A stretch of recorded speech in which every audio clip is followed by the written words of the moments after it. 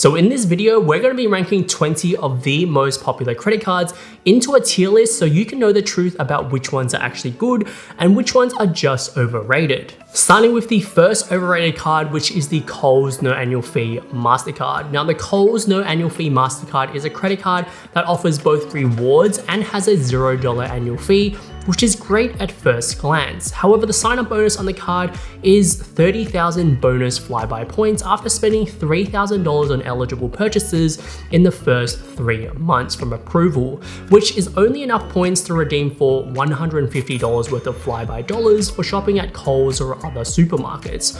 Furthermore, on an ongoing basis, the flyby points that you earn is low at 0.5 points per dollar spent. In my opinion, this card is definitely overrated because there are plenty of other credit cards that have both a $0 annual fee and have significantly higher rewards as a sign-up bonus. This is a card that I oftentimes see on credit card review sites as one of the best reward credit cards, which just goes to show that you really should be taking these kind of credit card review sites with a grain of salt as to what they're telling you. Oftentimes they are being paid by these credit card companies to promote these cards, which is why if you want to get an unbiased opinion on credit cards and be kept up to date with the latest offers and know which credit cards are best, make sure you guys sign up to my free newsletter down below where I'll be sharing the latest and greatest credit card offers sprinkled in with a little bit of personal finance. The next card is going to be on the exact opposite side on the tier list because I rank this card as an S tier, and that's the American Express Explorer credit card. If you've been on my channel for a while now, you'll know that I'm a big advocate of the American Express Explorer credit card. I think that this credit card is suitable for nearly everyone out there, whether you're a beginner who's looking for their first credit card or you're an experienced credit card hacking enthusiast like myself. The annual fee is quite steep at $395, but the card basically pays for itself because it's offset by a $400 yearly travel credit that AMEX provides you that you can use on any eligible domestic or international travel overseas. The sign-up bonus is oftentimes 50,000 bonus membership reward points, but oftentimes you can find an increased exclusive sign-up bonus for 75,000 reward points if you shop around, which you can then redeem to over 10 different partner airlines. On top of this, you'll be gaining access to the American Express Centurion Lounge at Sydney and Melbourne, and all American Express credit cards come with a wide range of complimentary insurances like domestic and international travel insurance, fraud protection, and the more unique one is the mobile phone screen cover protection, which covers you for up to $500 in repairs if you break your mobile phone screen. However, not everyone wants to pay an upfront annual fee of $395, which I totally understand. So the next card is going to have a low annual fee of just $49 for the first year before reverting to $175 thereafter. And this travel credit card is honestly a must-have in my opinion for anyone that wants easy value, and that is going to be the Westpac Qantas Altitude Platinum Card. For that $49 annual fee, in the first year, you'll receive 70,000 bonus Qantas points after spending $4,000 in the first 90 days, which is enough for a return flight from Melbourne to Hong Kong in economy. Now, just note that in order to receive the $49 first year annual fee, you will need to be an existing Westpac customer, but that's easy enough to do if you aren't one, as you can just sign up for one of their everyday transaction accounts. The ongoing earn rate of the card is only 0.5 Qantas points per dollar spent, but for such an inexpensive card, I'm not going to be kind of expecting anything more than that. As this is still a travel credit card, you'll still receive the standard benefits and perks such as complimentary international travel insurance, extended warranty and purchase protection insurance. So the Westpac Qantas Altitude Platinum Card is going to be into the B tier here because of the great bonus and low annual fee, but the ongoing earn rate is just okay, which is why I'm not putting it up any higher. Now, if you do want a card with a higher ongoing earn rate, then that's where the ANZ Frequent Flyer Black Card shines, which is ANZ's highest points earning credit card with an ongoing rate of 1 Qantas point per dollar spent. The ANZ Frequent Flyer Black Card also has one of the highest bonus Qantas points offers on the market right now. It offers 100,000 bonus Qantas points and $250 cash back when you spend $5,000 on eligible purchases in the first 3 months from approval. And on top of that, in this second year, you'll also earn an additional 30,000 bonus Qantas points. However, just keep in mind that this does mean that you'll need to pay the annual fee twice to get all the bonus points. As this is a premium travel credit card, it does come with a hefty annual fee of $425, but it also offers plenty of additional travel perks, including Qantas lounge invitations and complimentary travel insurances as well. Now, a quick tip with this credit card is that you can actually call up ANZ and ask them to refund you the annual fee that you've already paid when you go about closing the credit card. Now, this isn't always guaranteed to work, as it can depend on who you speak to, but I recently just did this a few weeks ago and I successfully received a full refund on my annual fee, which is why I'm placing this card firmly in the A tier based on the fact that you receive one of the highest sign-up bonuses with cashback that helps offset that high annual fee. And also it has a great ongoing earn rate, and there's a possibility of you getting a full refund on that annual fee, which honestly, if you do get the annual fee refunded, I would definitely bump this card up to the S tier. Now, another credit card that has a large sign-up offer for Qantas points is the Westpac Altitude Qantas Black Card. You'll receive 90,000 bonus Qantas points when you spend $6,000 in eligible purchases in the first 120 days, and an additional 30,000 bonus points after the first eligible purchase has been made in the second year, bringing the total up to 120,000 bonus points. The annual fee for this credit card will be reduced to $150 in the first year as well if you're an existing Westpac customer, before reverting back to $295 in the second year. For those reasons, I'm also going to be placing this card in the A tier alongside the ANZ Frequent Flyer Black Card. Now, so far we've mainly been focusing on travel credit cards, and that might not be for everyone. And if you're not interested in traveling, then receiving cashback is the next best thing, especially when things have gotten so expensive. Now, there are a range of different cards that offer cashback, but some of the more popular ones on the market are offered by both Westpac and ANZ.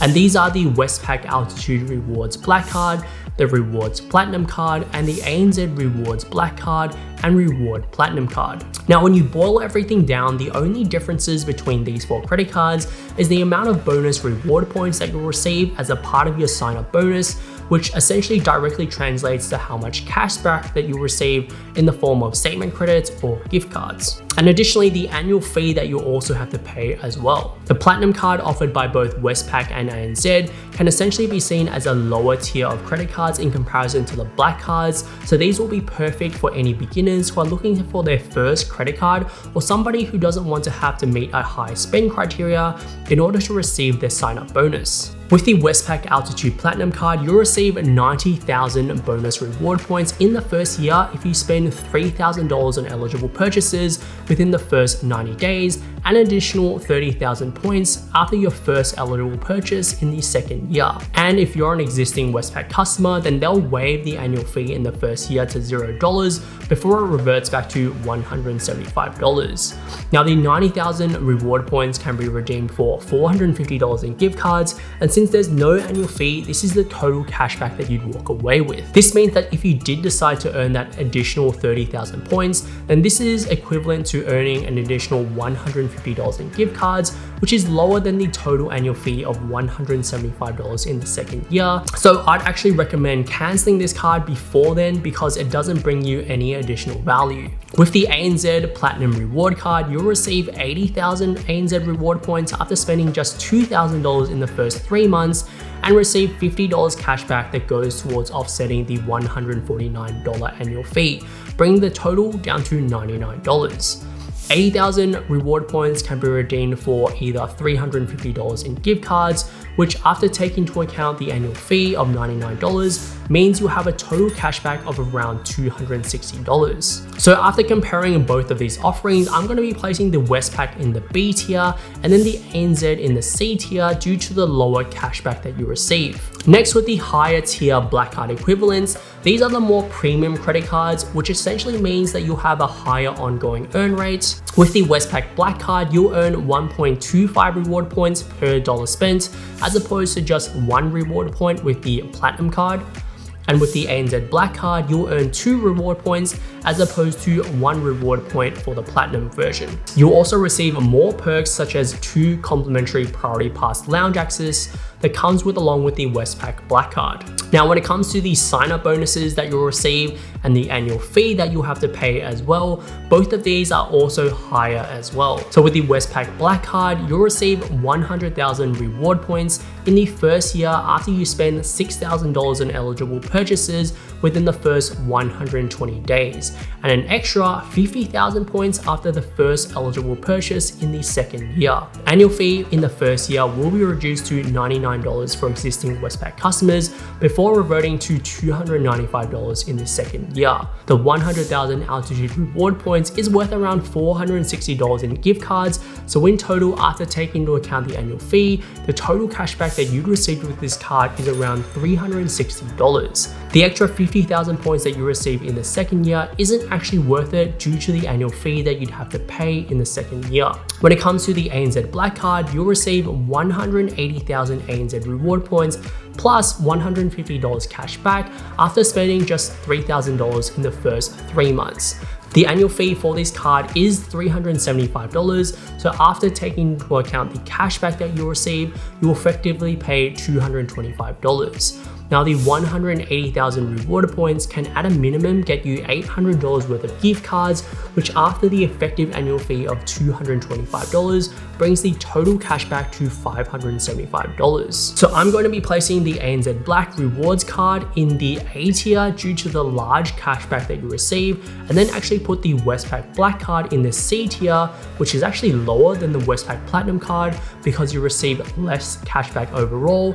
Funny how it works like that sometimes. Now, we've been talking a lot about Westpac and ANZ credit cards, but what about the other big banks like Commonwealth Bank and NAB? Well, let's go through some of them. Starting with one of the most popular Commonwealth Bank credit cards, and that's the Ultimate Awards credit card, which is a CanStar award winner 3 years in a row for outstanding value in the rewards and frequent flyer credit cards category.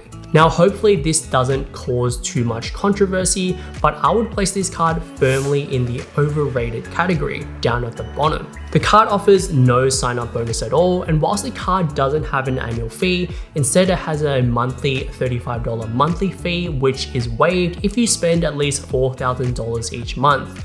This means it's technically possible to have a fee-free credit card if you happen to spend at least $4,000 a month or $48,000 in a year, which I guess is doable for couples and families. On the other hand, if you don't ever get the monthly fee waived, then the maximum you'll pay a year is $420, which is on par with most of the high-end credit cards like the AMEX Explorer credit card. The one good thing about this card is that there are no international transaction fees, which is something that you don't see with other travel or cashback credit cards. CommBank Awards is also a flexible reward program with plenty of transfer partners, which I like, but when you look into the redemption rates, they are actually quite poor in general, and you can actually get higher earning potential with most other top level cards in the market. And so it's for all of these reasons that I place this card firmly in the overrated tier. Next, when we look at some of the credit cards offered by NAB, that being the NAB Rewards Signature card and the NAB Qantas Rewards Signature,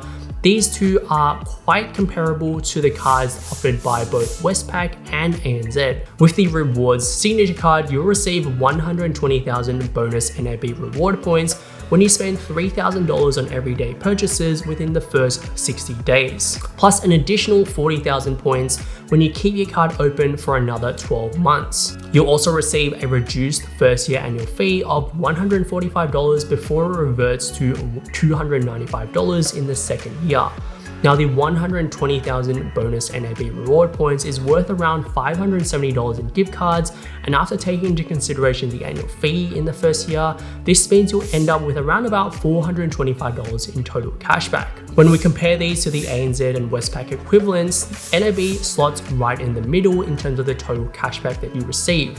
Now, all of these cards have similar perks with complimentary insurances, but the earn rate for ANZ is highest out of the three. And so for these three reasons, I think this card should slot in right between ANZ and the Westpac cards in the B tier. Next, looking at the NAB Qantas Rewards Signature, you'll receive 90,000 bonus Qantas points when you spend $3,000 on everyday purchases in the first 60 days, plus an additional 30,000 bonus Qantas points when you keep your card open for over 12 months. You'll also enjoy $100 off your first year annual fee of $295 before it reverts to $395 in the second year. When we compare this against the ANZ and Westpac, the bonus reward points are similar. However, the annual fee for NAB is the highest out of the three, with very similar benefits and travel perks, so I think I need to slot this slightly lower and put it into the B tier. Now, sometimes we just want a credit card that has a $0 annual fee because these are your no-frill credit cards that simply do what they're intended to do. But oftentimes it's also great to get some additional perks and rewards as well. And that's where the AMEX Platinum Edge credit card and the CommBank low fee credit card shine, which both have $0 annual fees in the first year in the case of the Platinum Edge, and a $0 annual fee with the CommBank as long as you spend at least $300 per month on the card, which I think is totally reasonable.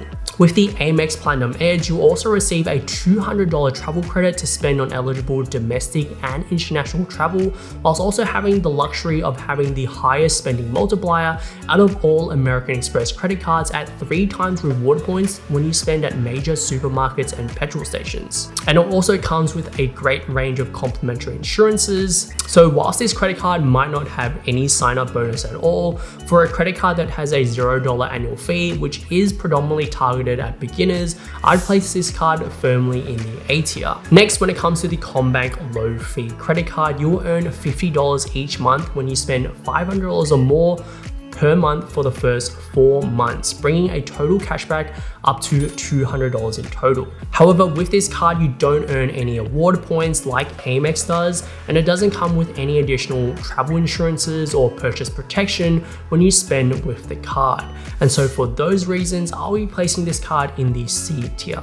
Now, so far, both of the American Express credit cards that we've talked about so far have fallen pretty high on the tier list. So let's take a look at some others, namely the American Express Velocity Platinum Card and the Qantas American Express Ultimate Card. Now, both of these cards are essentially the same versions of each other when it comes to the sign-up bonus. One will provide you with bonus Qantas points, whilst the other will provide you with Velocity points. Once again, if you shop around, you'll probably be able to find higher sign-up offers for both of these credit cards than what you'd find from just doing a quick Google search. Now, when it comes to the annual fee and the associated costs, these are where there are some minor differences. The Qantas variant comes with an annual fee of $450, whilst the Velocity has an annual fee of $375. But both of these, similar to the Explorer credit card, are offset by a $450 travel credit with Qantas and then a return economy domestic flight with Virgin. In both of these cases, I would say that this entirely offsets the annual fee. Both of these cards also give you complimentary airport lounge access, but the Velocity card also comes with a bonus where if you spend $50,000 in a year, then you'll receive 100 Velocity status credits, which is a significant amount if you're a frequent traveler and want to earn a higher status with Velocity. Out of all of the travel related credit cards that I've talked about today, both of these also have the highest earn rates at 1.25 Qantas or Velocity points per dollar spent. And so for all of these reasons, I would personally place both of these cards firmly in the S tier as well. Now, what about the most premium credit card in Australia, with that being the American Express Platinum credit card? How does this actually stack up against the rest of the pack? Now, this card is really one that flexes its muscles when it comes to all the benefits that you receive with the card. And I'm not going to go through all of them because that would take an entire video of itself. Now, hopefully I don't offend anyone, but personally, I'm going to be placing this card into the B tier. Now, for people who nerd out on credit cards and look to maximize every single dollar, then this Platinum card is great because it has a ton of benefits that helps offset that huge $1,450 annual fee. But to many other people, the joke is that it's sort of like an expensive metal coupon book because there's just so many credits and benefits that you have to kind of keep track of in order to maximize value. So I think for the general public, it's probably not the best card to own, which is why I've placed it lower in the rankings. And frankly, I would also place the Citi Prestige card here as well within the same tier. Whilst the annual fee is less at $700, which is less than half of that of the Platinum card, that is still a lot of money for people to kind of hand over just for a credit card.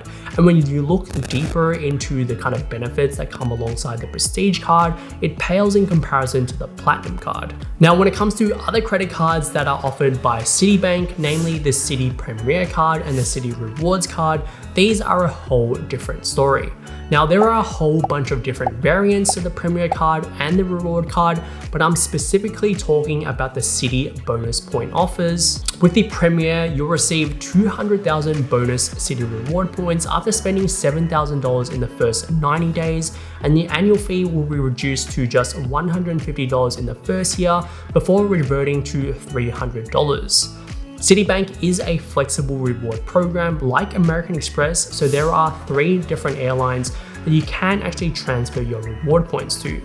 Or if you just wanted to exchange those points for statement credits or gift cards, then it will be worth at a minimum $800, which after taking into account the annual fee, gives you a total benefit of $650. You'll also receive 2 complimentary airport lounge access through Priority Pass, which is why I'm putting this card firmly in the A tier. The Citi Rewards card is essentially a tier below the Premier card, so you'll receive a lower sign-up bonus, but also have to pay a lower annual fee as well. And it unfortunately doesn't come with the complimentary airport lounge access. So for those reasons, I'm going to be placing this card into the C tier.